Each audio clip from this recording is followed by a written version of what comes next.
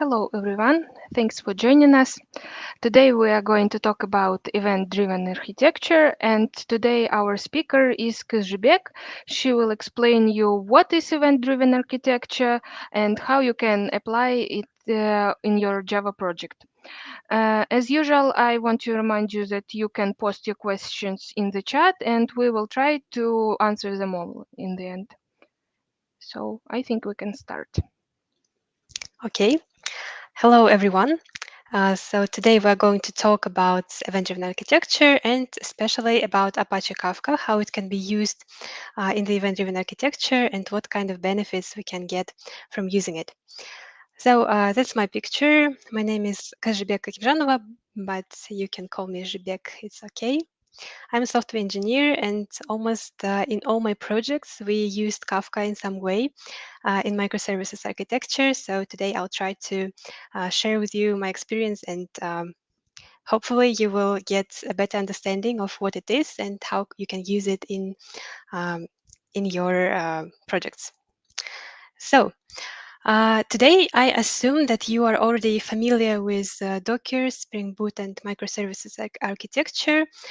If you are not quite familiar, don't worry. I think you will understand the topic anyway. But I will not stop by each of these topics today. Here is our plan. What we are planning to do today is talk about Kafka, event-driven architectures, pros and cons, about some Kafka components, topics, partitions, consumer groups, offsets, and then we'll have a little demo of how you can use Kafka in your Spring application or in console as well. And then we will talk about replication and delivery guarantee. These topics are a bit more deep, so I will leave it to the end of our talk today. So let's move on. What is Apache Kafka? First of all, Apache Kafka is an open source software, so you can use it and don't worry about the price. It's distributed, and actually it was initially created for data streaming. So data streaming is when you have a lot of small data that's coming all the time, like it's streamed, and you need to process it in real time. And it can be a little challenging, not a little, like really challenging, because it's a big data, right? And the software needs to be very resilient, have high throughput. So Kafka was designed especially for solving that kind of problem, so it solves them very well.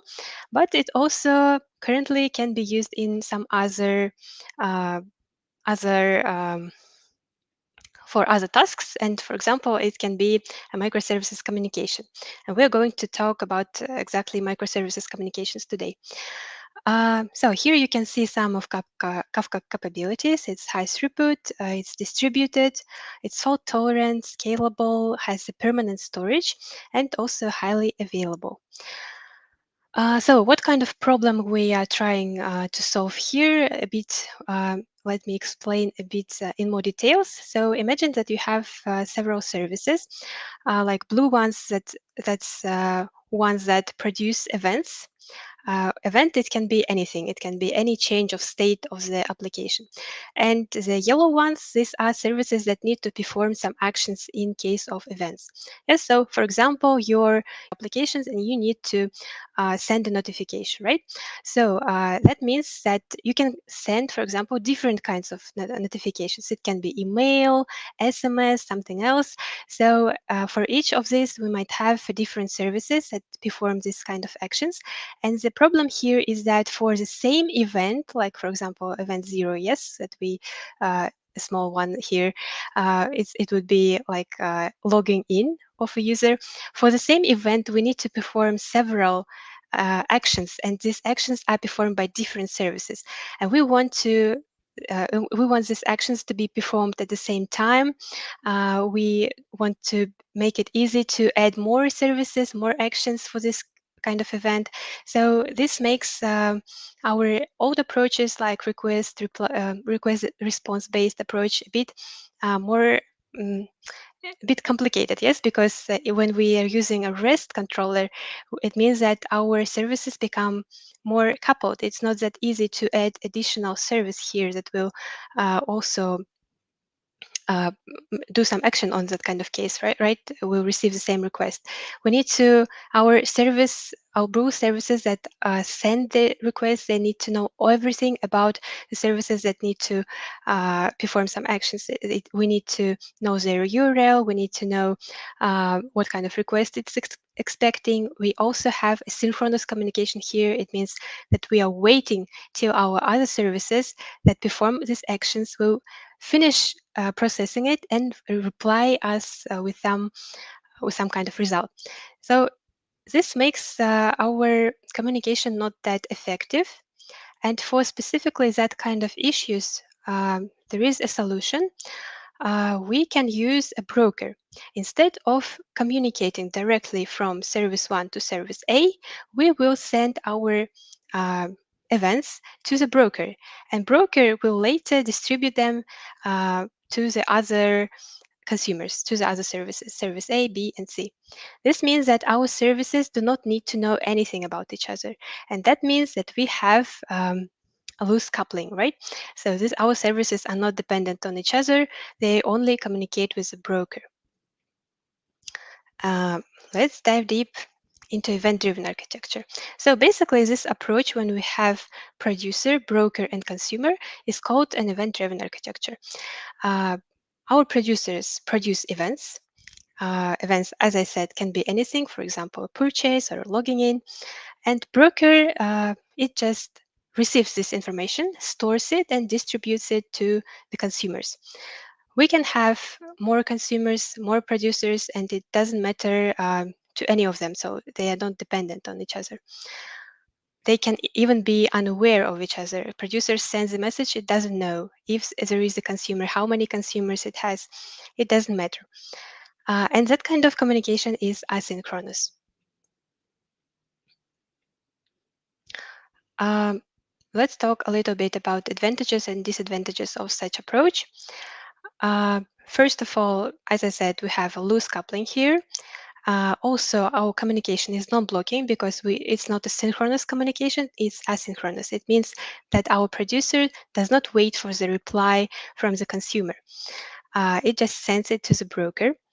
Our applications becomes easier to scale because we have a loose coupling. When we have loosely coupled applications, it's easier to add more instances, and we will not have many problems with it.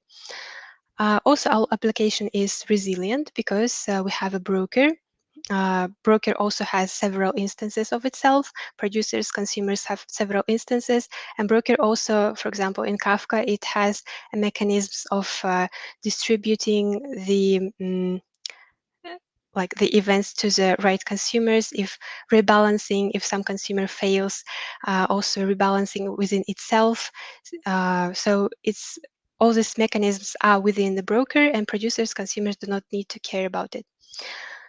Of course, we need to pay some price for that. It's increasing complexity because adding broker is not such a simple thing in comparison to the endpoint, like REST endpoint. Yes, we are adding something else here in the middleware, and it can be very easy. But anyway, in some situations, it's very useful and worth it.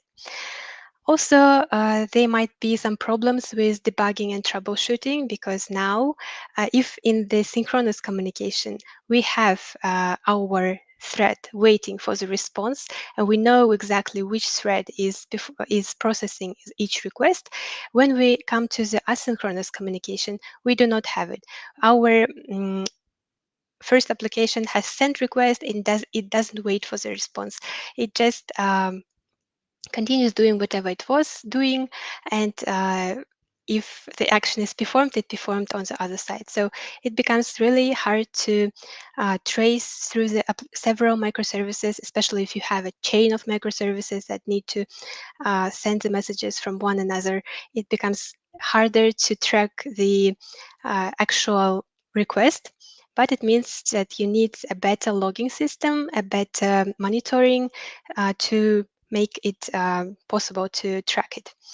And there is also such an issue which is called delivery guarantee.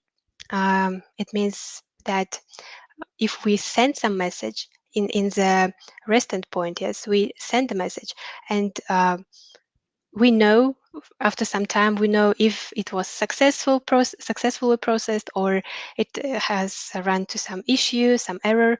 In this case, when it's asynchronous, again, we are not waiting for the response, so we don't know if the message even was sent, if it was received, and to make sure that your applications work correctly, that it processes all the messages that it needs to process, all the requests, it becomes a bit harder. Okay, we will return to this slide in the end. Now, even if for now it's not quite clear about the event-driven architecture, don't worry, we will have a demo part, we will have some illustrations later, so I think you'll understand by the end. So some Apache Kafka components, what do we have? We have a broker, producer, and consumer. Let's talk about them first. So producer, as I said, sends a message, an event. Event message is the same thing when we're talking about Kafka. But it publishes the event to the broker.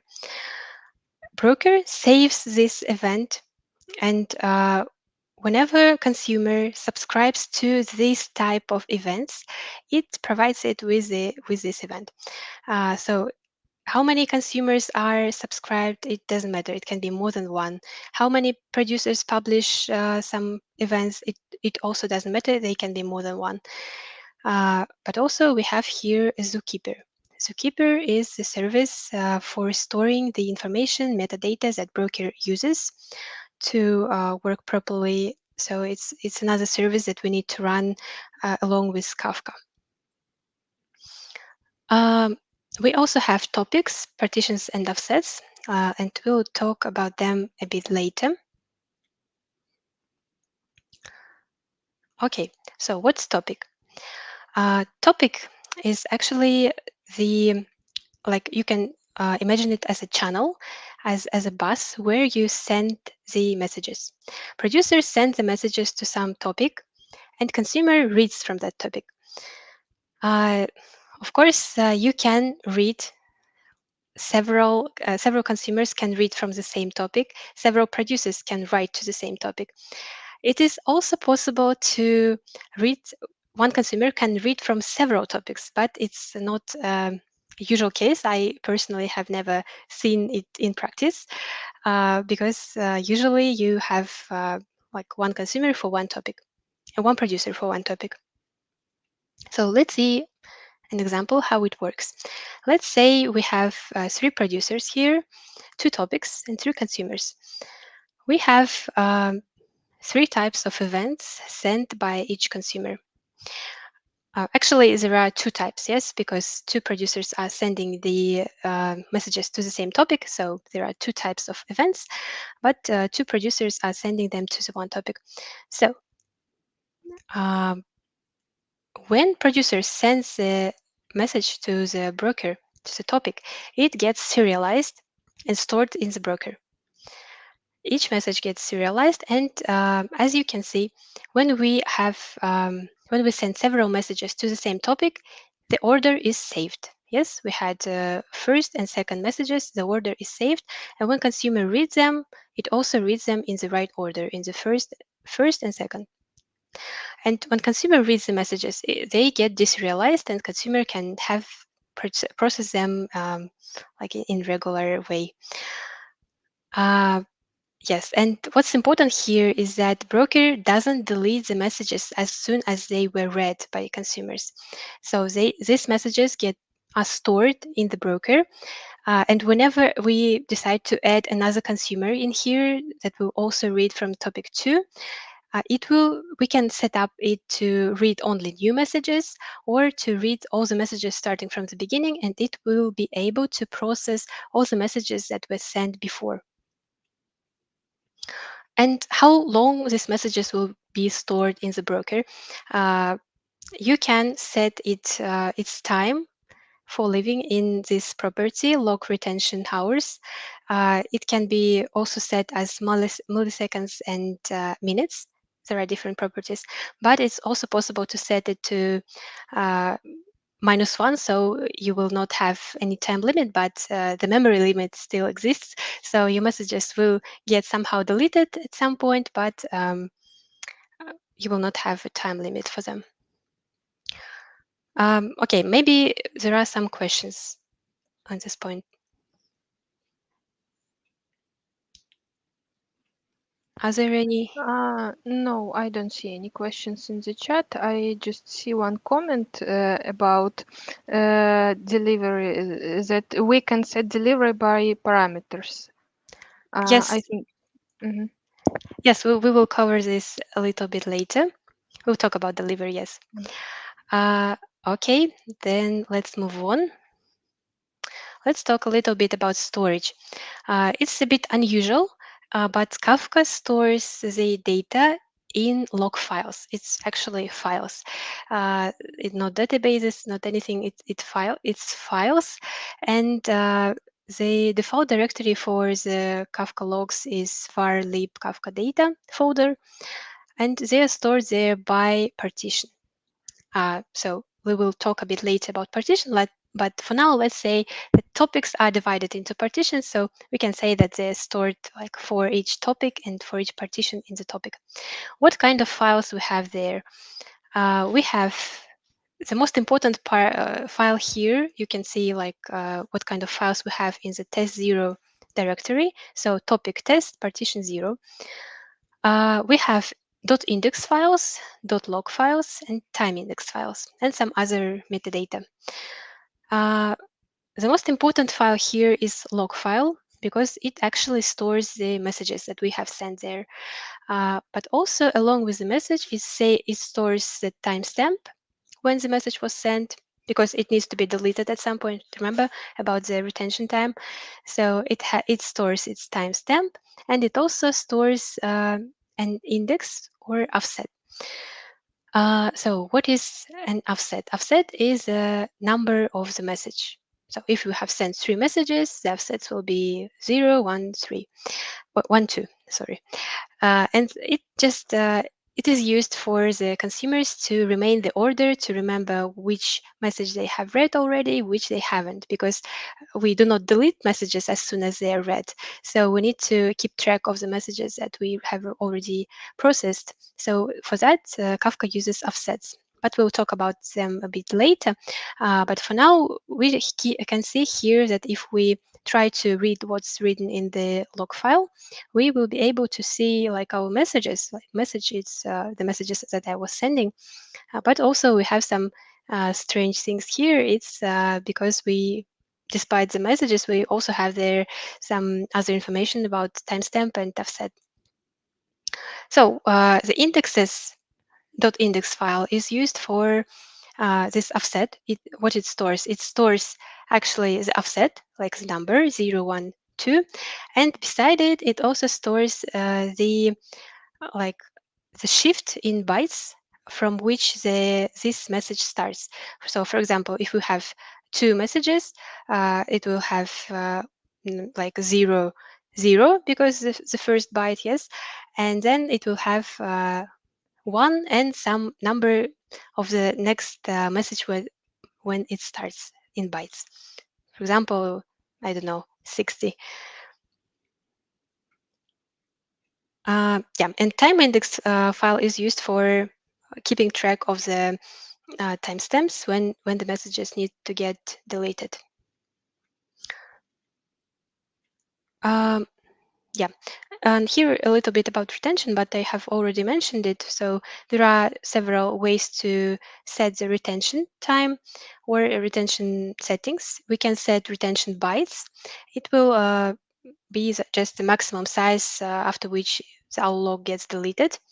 We can also set our retention time in milliseconds. And if we set it to -1, time limit, there would be no time limit. And if we haven't set the time in milliseconds, it will check if we have set the retention minutes. setting. If it also doesn't have any numbers, it will check the retention hours. And retention hours by default is 168 hours, which is 7 days. So by default, your messages are stored in Kafka for 7 days and then they get deleted. But what's important here is that Kafka, there is no way in Kafka to delete a particular message, like only one. You cannot do this, but you can. What Kafka does, it only deletes the whole file which contains this message. So the file gets deleted when all the messages that are in this file have expired. So if you have sent there is a possibility to set some kind of timestamp yourself, like manually for the message. It's not recommended to do because if you somehow set the timestamp in the future, your log file will never get deleted. So this is kind of thing that you shouldn't do yourself. So it's set automatically if you don't set anything. So it is needed for correct deletion of the objects of the messages. Okay, I started talking about offsets. Let's dive a bit deeper. So consumer offsets is just, as I said, a way of tracking the sequential order of the messages that were read and received by Kafka consumer. And consumer actually commits the messages after it was read. So for example, we have a consumer, it has received a message one, and then it commits to the Kafka, to the consumer offsets topic. There is a specific topic in the broker for that. It commits that it has already read this message. And next time, even if our consumer gets down and have some time when it's not active, next time when it's up, it will continue reading from the same point. But of course, these messages also would not be saved there for a long time. By default, they get deleted. Offsets get deleted after 7 days as well.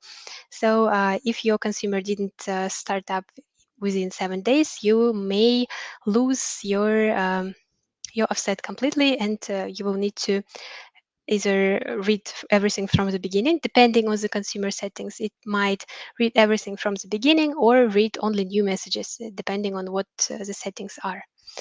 So here, for example, on the picture, we have our partition offsets from 0 to 7, and our consumer is currently reading the fourth message. The offset is set to 4, but producer has already written 5, 6, and 7 seventh messages.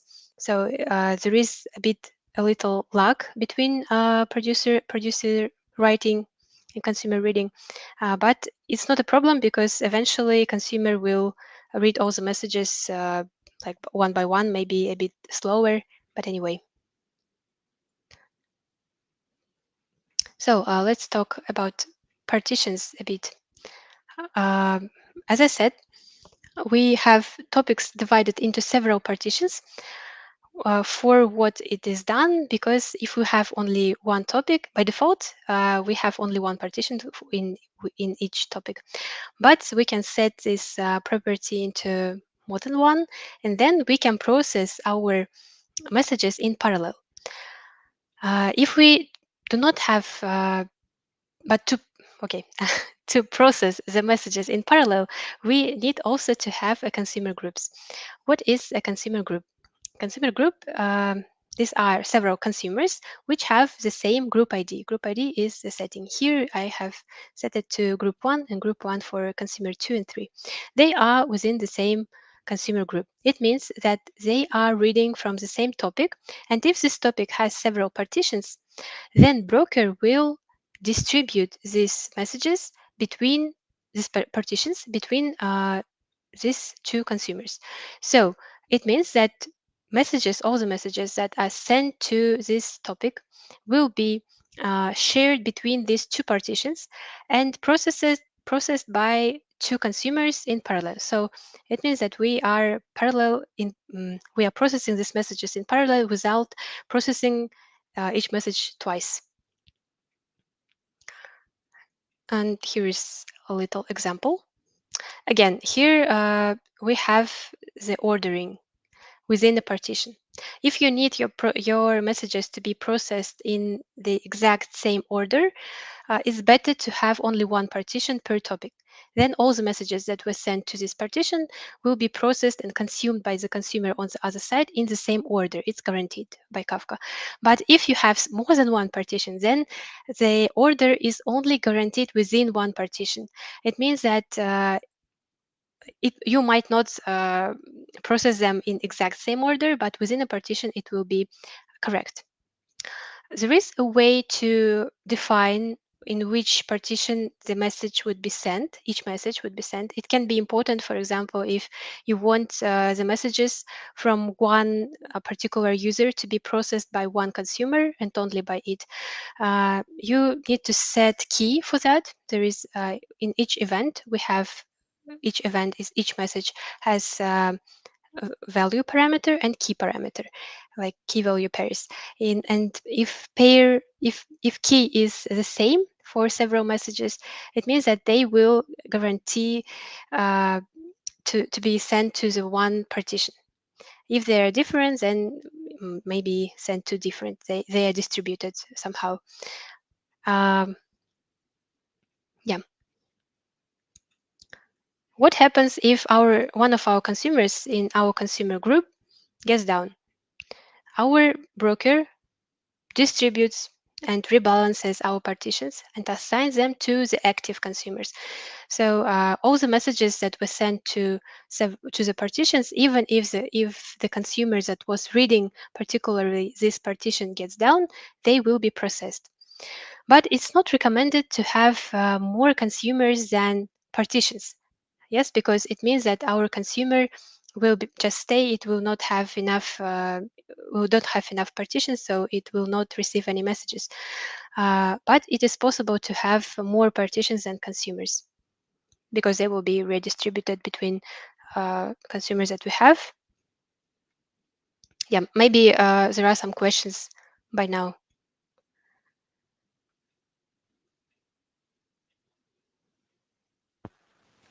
Yeah, we have one question. Maybe um, our you can understand or not. Is there something built in Kafka, built in Kafka to do this? As I understand, you were talking about consumer groups uh, when this question was asked. Um, within Kafka to do. Yeah, To I answer. didn't quite get to do this. To do what? You can post one more comment to Yeah, specify to do what, yeah, but please. Maybe after demo you will understand it. So mhm. yeah, let me switch to the demo real quick. So in the demo today, I will be using Docker Compose file. I hope you are already familiar with it and understand what's written here. We have two services. We have Zookeeper. As I said, we needed to keep all information about our Kafka brokers and some metadata for Kafka to work. So we need to start it as well. And our Kafka broker, here we specify its ports. I'm using the Confluence image. We are dependent on Zookeeper, so we have a dependency. We set some ports, and we also specify some environment variables. Here it's Kafka Zookeeper Connect, so we need to specify the host and port of Zookeeper, which is running here. And also we need to set up some advertised listeners protocol map. Since we do not use any security here, it's just plain text. And we need to set up Kafka offset replication factor. Uh, Here I set it because we have only one broker here, one instance. So it would not be actually a cluster, but by default Kafka assumes that you have a cluster, so it sets the replication factor to 3 by default. So if we do not add this property, our Kafka would not start up properly. So let's run this Docker Compose.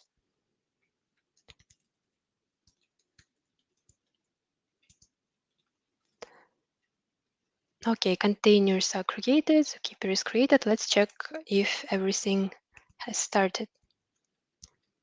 Okay, looks like it has started. Let's try to get into the Docker container with Kafka, and we will try today to do some to run some console consumers, console producers, just to understand how it really works. And it's really useful when you are testing your application. You want to see what kind of messages have already been sent, how many of them are processed. So using Kafka console is quite an useful skill. So let's do it. So we are just opening our container here. Oops.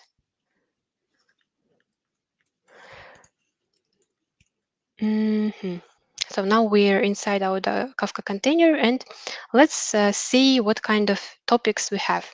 There is a command for that, Kafka topics. We want to see the list of them, and we need to specify bootstrap server. Bootstrap server would be the config that we have sent in our Docker compose file. So it's just Kafka 1992. Yeah, I think that's it. Oh no, bootstrap server, bootstrap, yeah.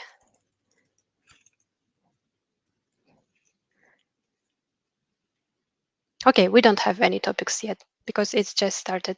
Let's create some, and we will create a test topic.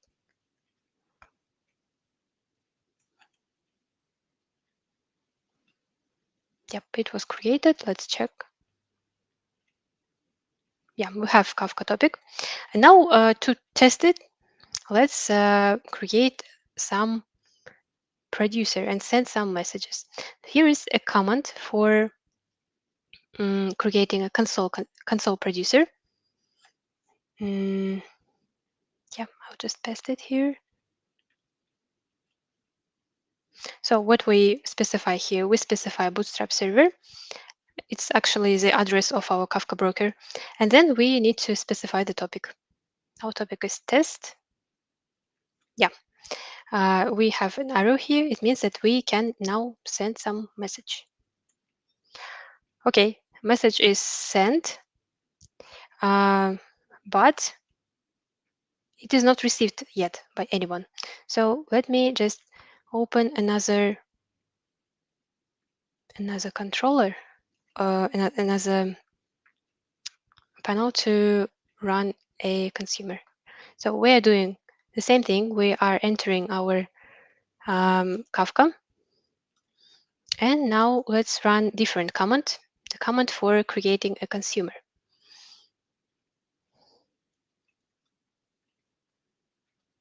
Okay. What we have here, again, we are specifying bootstrap server and topic. And here I have a property from beginning. It's for offset setting. As I said before, we can set up for the consumer from which offset it should start reading. It can read from the beginning, from the first message that was sent to the topic, or it can read from only new messages. So now I'm setting it to from beginning. It means that when I press enter, it should read the message that was sent before by our producer. Okay, yeah, the message is received here. If I add some more messages, let's test it. Okay, let's say message 2. Yeah, it was received on this end by our consumer. Now we can create another consumer here, all the same. And what do you think? What will happen if I just duplicate all the commands here to the other controller? I'm doing everything all the same, copying the same command.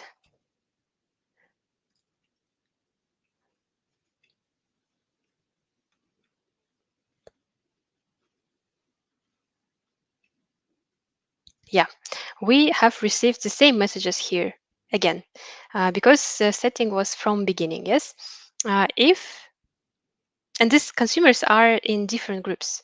Yes, because we didn't specify the group ID, so they are by default created in different groups, so they will both process all the messages from this topic.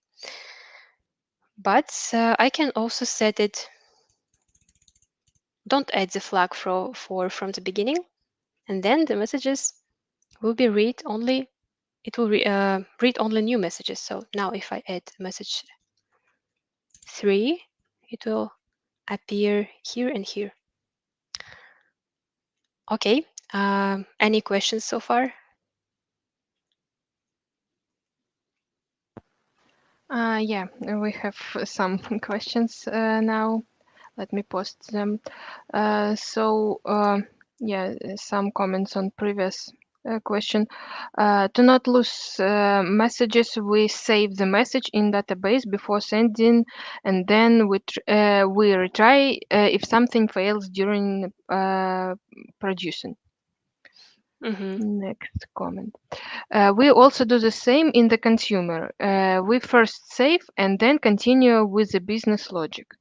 So yeah, and the question was, is there something built in Kafka to do this? So to save messages, you mean like previously before sending them, to not lose the messages, I assume. Mm-hmm. Okay, to actually Kafka doesn't delete the messages in any way. So as I said, after consumer consumes the message does not get deleted. But there is a problem which about the delivery guarantee, as I said, because to get into the broker, the message needs to be needs to be passed from the producer to the broker first, and then from the broker to the Kafka or to the consumer. And on each step of this, they could be some issue. Broker can be down, producer can be down, consumer can be down. So this message might not get to the broker uh, like in the right way. In Kafka, there is a built-in retry mechanism. You can set in the producer some number of retries. So producer would try to send the message several times to the broker if it didn't succeed for the first time. There are also the different acknowledgement settings. We will cover it a bit later for like in the end, but for now I would just say that Kafka has the replicas for each partition, and if any message was received by some partition, by some of the replicas, it gets duplicated to other replicas. So in case if our broker fail for some reason, then the messages would not get lost. But there is such some like more specific properties. So I will talk about it in more details a bit later.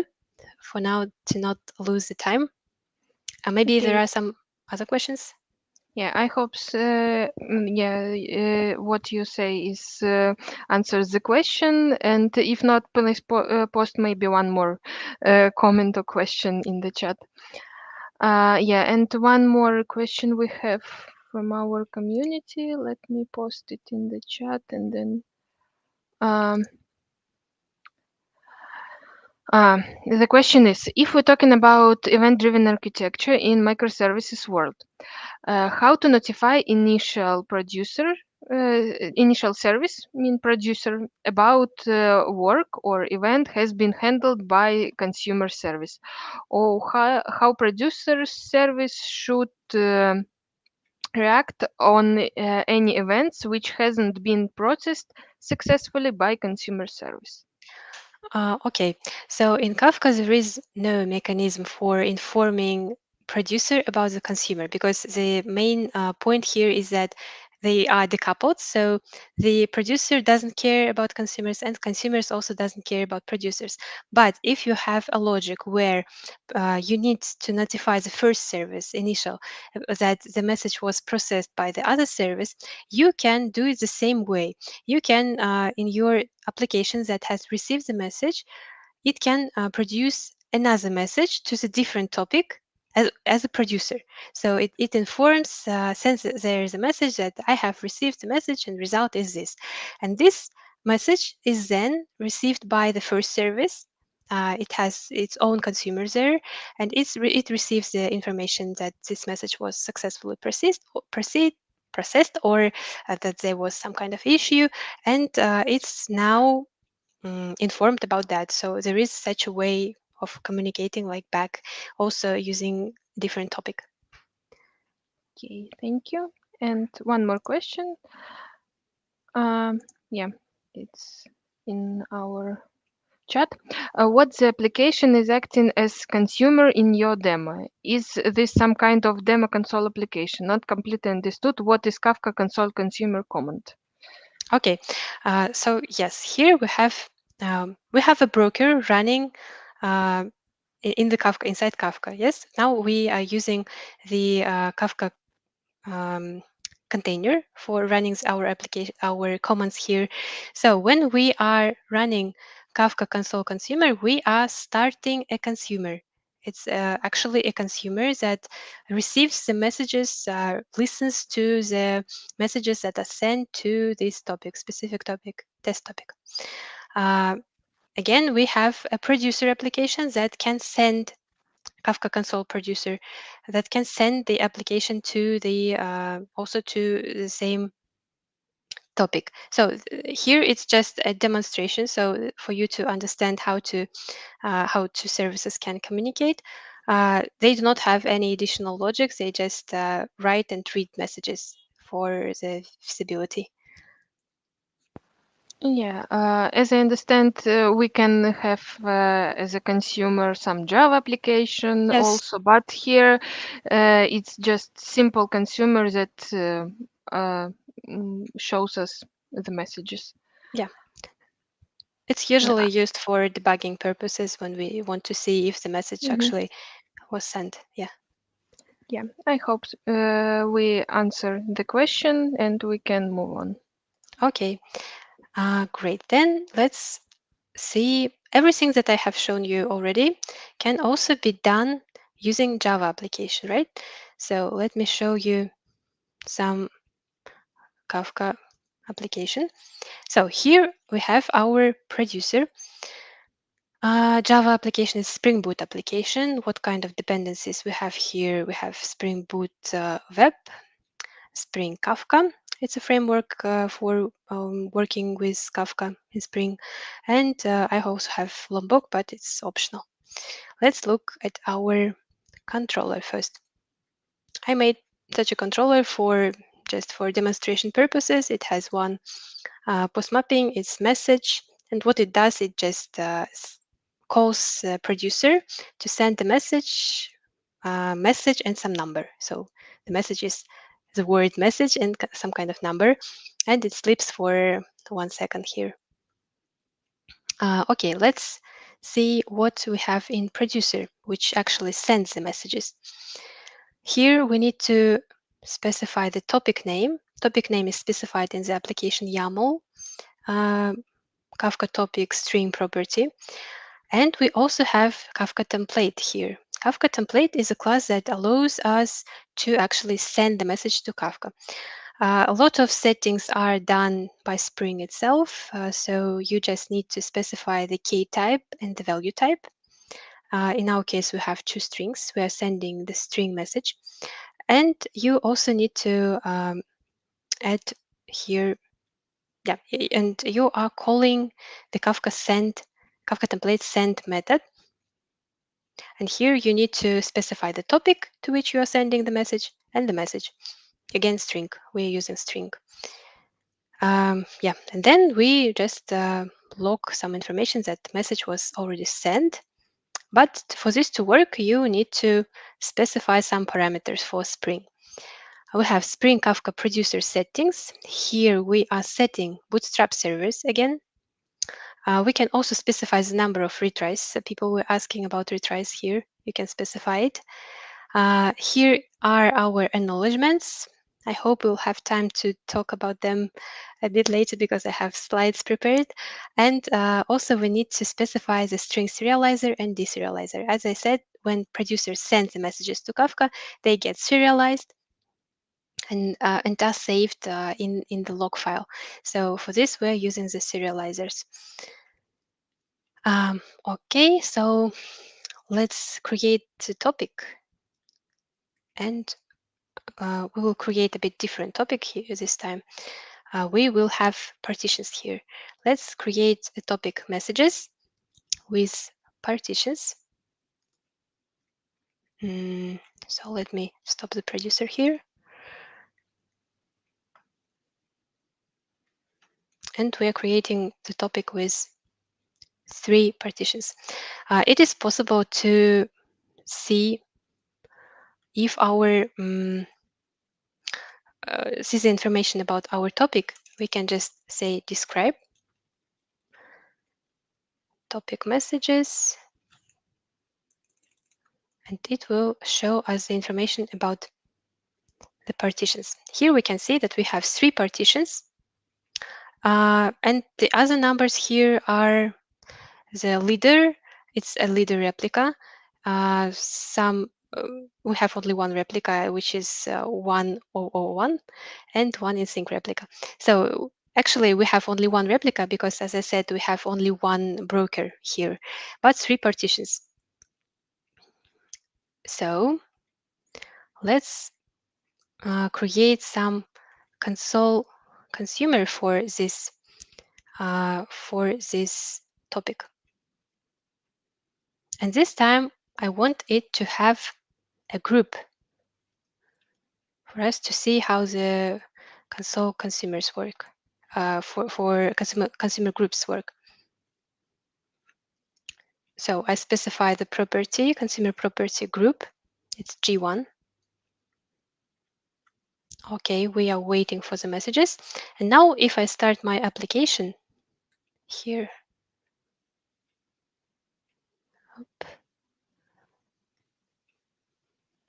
it will send, no, it will not send. It will just start for now. And to make it send some messages, I need to send the post request because I have a controller for that. So when I press this button, the messages will get sent to the topic messages. Here you can see in the logs, we say that message was sent. Let's check. Yeah, all the messages were received by our one and only console consumer for now. But we have another application.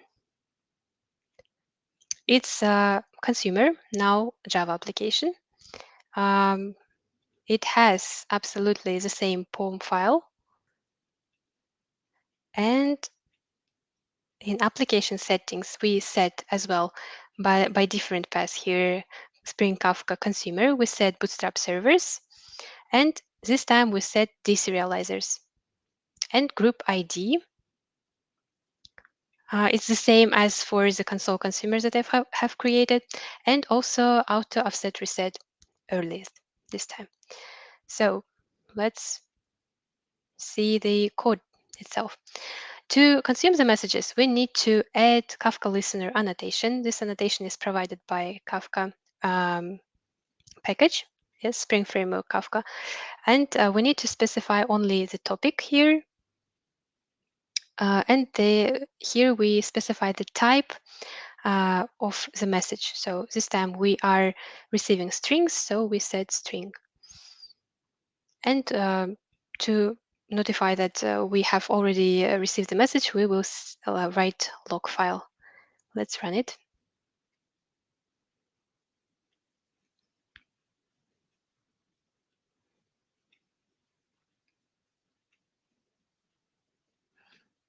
Okay, as we can see here, we have some information about Kafka Consumer, about its settings.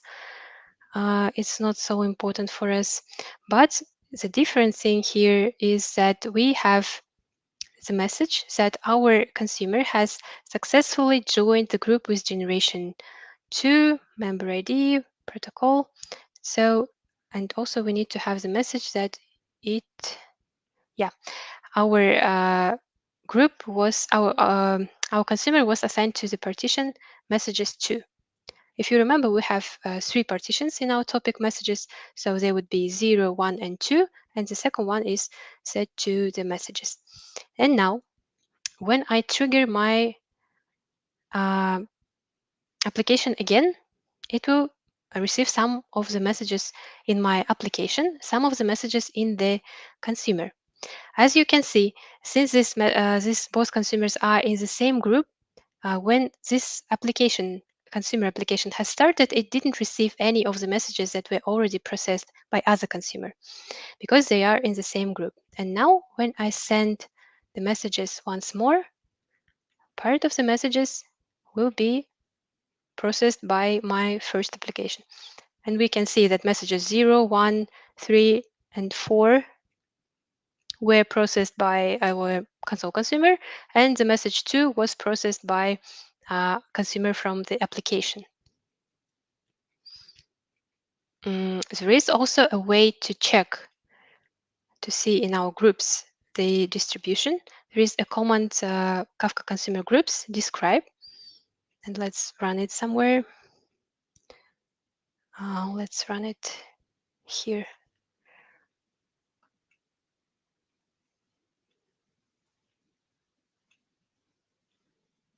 Yep, we can see that our partitions, that we have our group consists of 3 consumers. Yes, why 3? Because we have 3 partitions. Actually, there are 2 consumers. 2 partitions are assigned to console consumer, and 1 partition is assigned to consumer G1, which is our application. And we can see that each partition has its own current offset and log end offset. So in this case, they're all the same. They are equal. But if our consumer was down, let's stop our consumers. For example, this one. First of all, they will get distributed differently. You see, I have stopped the console consumer, and now all the partitions are assigned to the consumer which has an application. And now all the messages that are sent, they will be received only by the application. The different one here.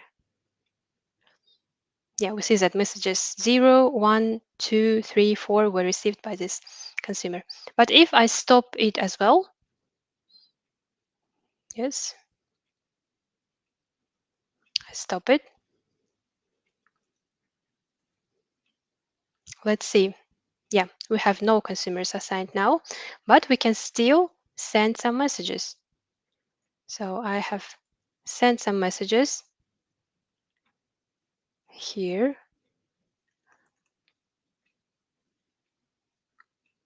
And here we can see that our log end offset is 7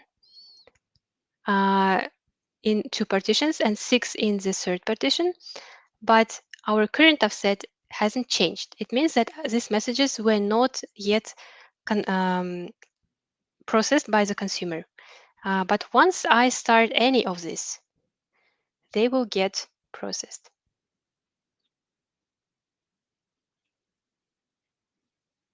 Here, you see, all the messages were received by my consumer.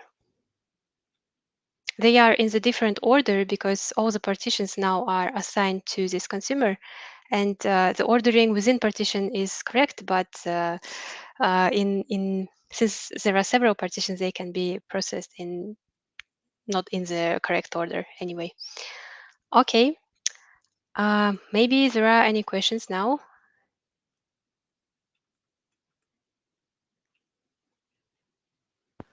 Yeah, we have one more question.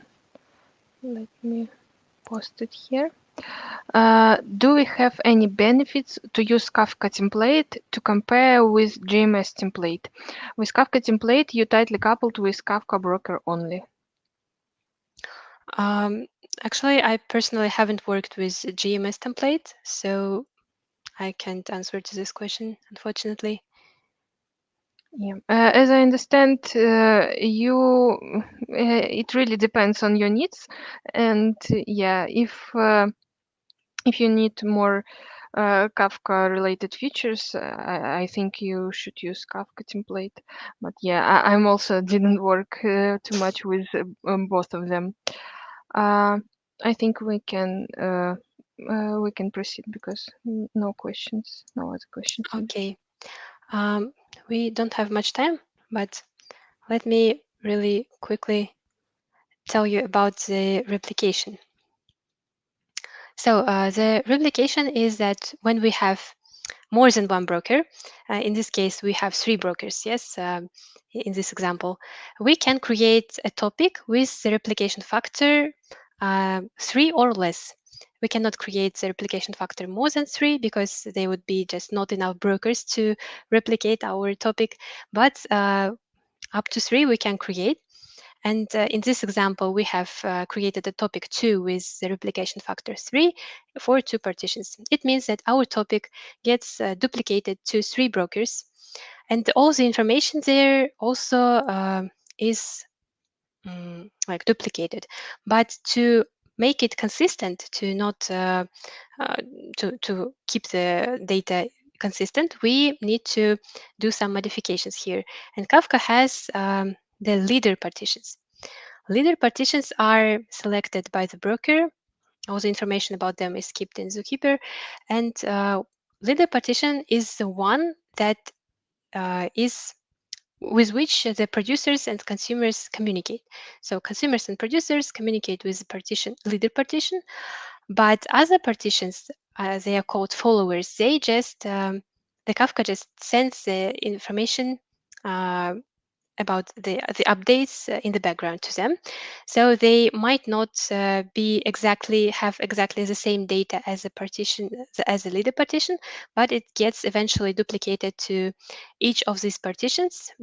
So in case if one of the brokers fails, the new leader partition is selected, and if you are successful, it has all the same data. But to avoid this, if you are successful statement, there are a bit more complicated. There is a more complicated logic. We can set the number of in-sync partitions. In-sync partitions, they are also selected by the broker. These are partitions that have first priority for the duplicating the data, and there are also settings for the producer to wait till the message that was sent to the leader partition gets duplicated to the in-sync partition and replies you with the confirmation that the message was received by all the in-sync replicas and lead replica.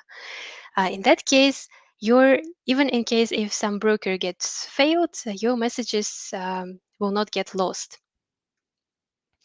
And this property for the producer is called ACKS, like X, acknowledgements.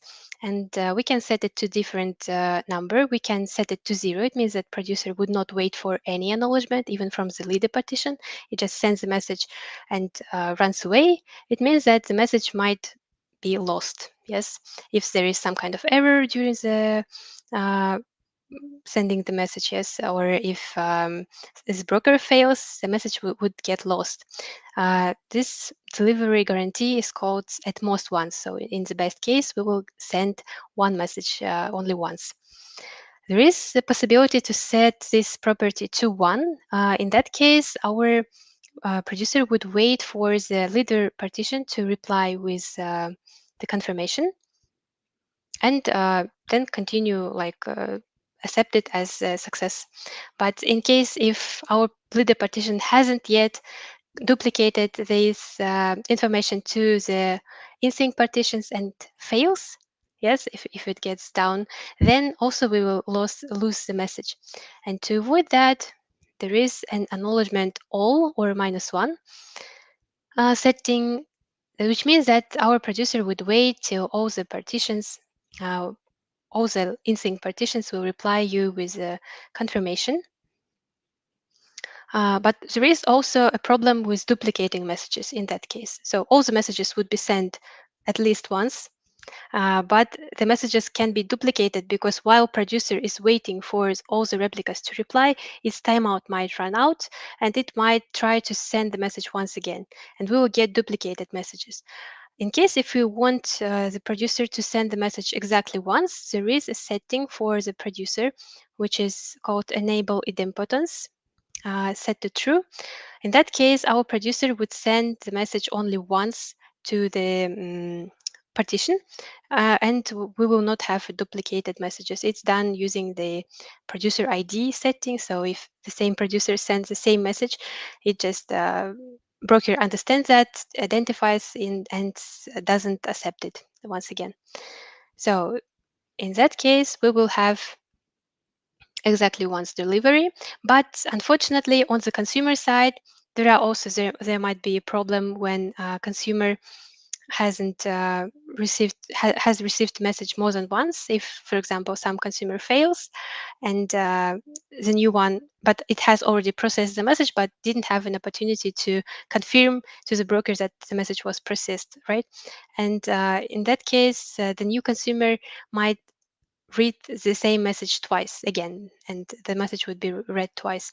So in that case, unfortunately, Kafka doesn't have the mechanism for that. So you need to manage your offsets then somehow by saving them separately in the database or somewhere, and manage your consumers to actually act in the right way, like do not process messages more than once.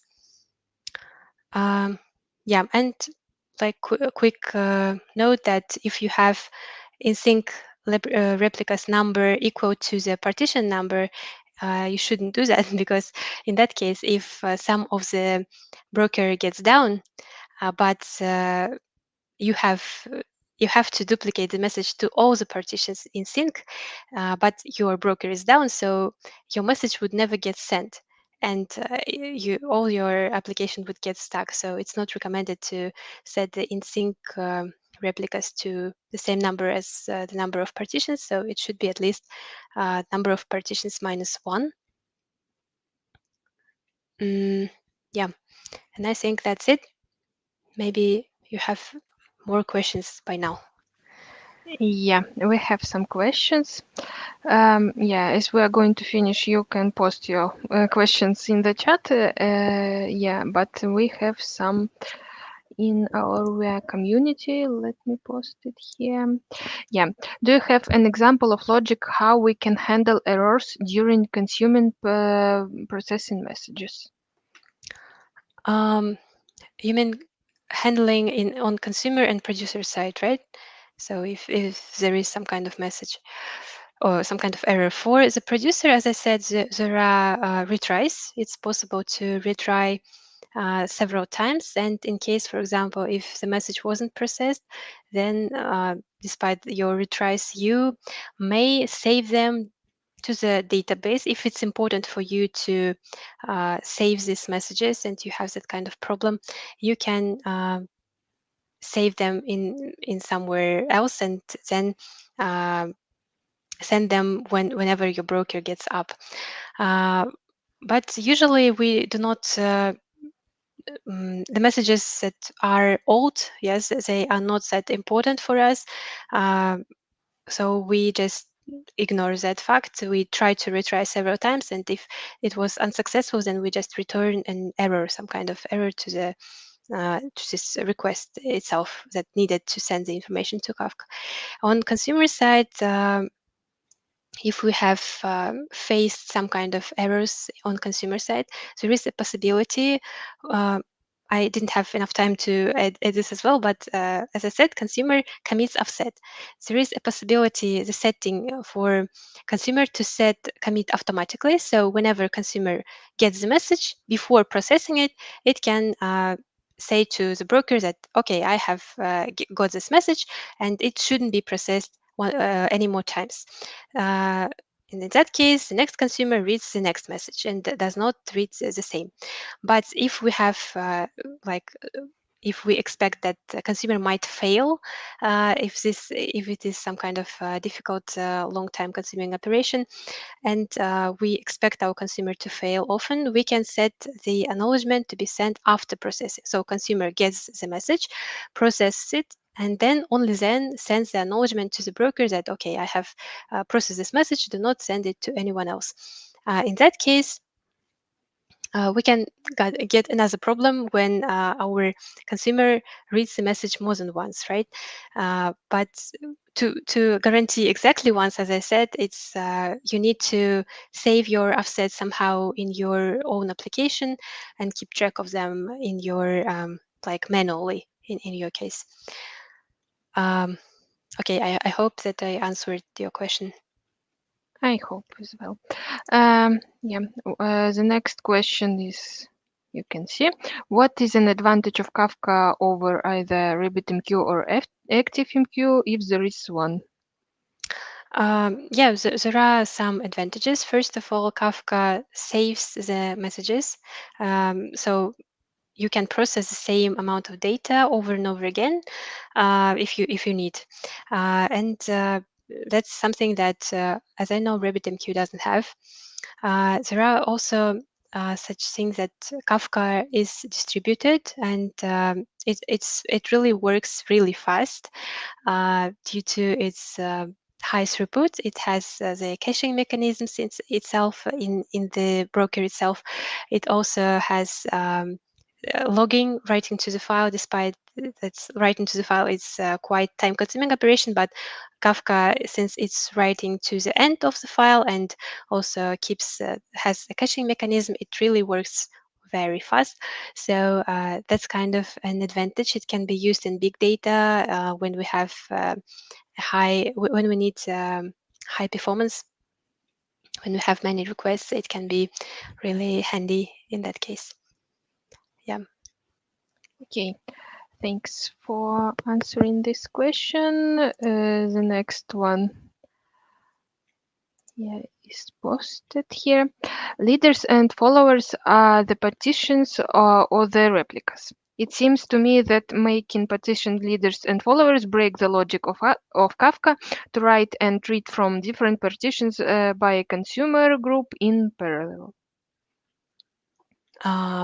Why? No, we have only leader partition, and writing and reading, producers and consumers write and read only to the leader partition.